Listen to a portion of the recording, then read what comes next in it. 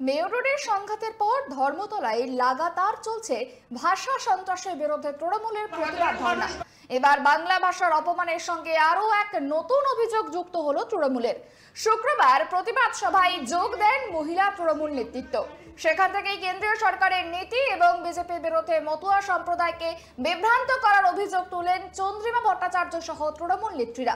কর্মসূচি থেকে লাল পাড় শাড়ি মাথায় দিয়ে এবং বাংলার মানচিত্র প্রদর্শন করে বার্তা দেওয়া হয় মুখ্যমন্ত্রী মমতা বন্দ্যোপাধ্যায়ের ছত্রছায়ায় আছেন গোটা বাংলার মানুষ।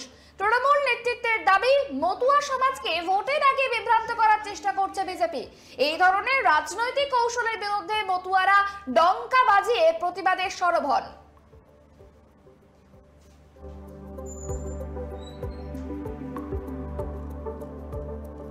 তারা যেভাবে বাংলা ভাষীদের ওপর অত্যাচার সংগঠিত করছে বিজেপি শাসিত রাজ্যগুলো থেকে, তার প্রতিবাদে ধর্ণা আমাদের চলছে এবং এর আগেও আমরা ধর্ণা করেছি। সূচনাই হয়েছে তৃণমূল মহিলা কংগ্রেসের দিয়ে গান্ধী মূর্তির পাদদেশে। কিন্তু সেখানে আমাদের কয়েকদিন আগে আপনারা দেখেছেন যে ওখানে সেনাবাহিনীকে ব্যবহার করে সেই মঞ্চ খুলে ফেলা হয়েছে, ভেঙে দেওয়া হয়েছে, বহু সেনাকে লাগিয়ে দেওয়া হয়েছিল। এটা কোনো যুদ্ধ নয়, এটা হচ্ছে ভাষা অপর সন্ত্রাসের বিরুদ্ধে। সুতরাং সেদিনই আমাদের মাননীয় মুখ্যমন্ত্রী সেখানে পৌঁছেছিলেন এবং তিনি বলেছিলেন যে রানী রাসমণি রোডে আমাদের হবে, এই চলবে প্রতিবাদ সভা।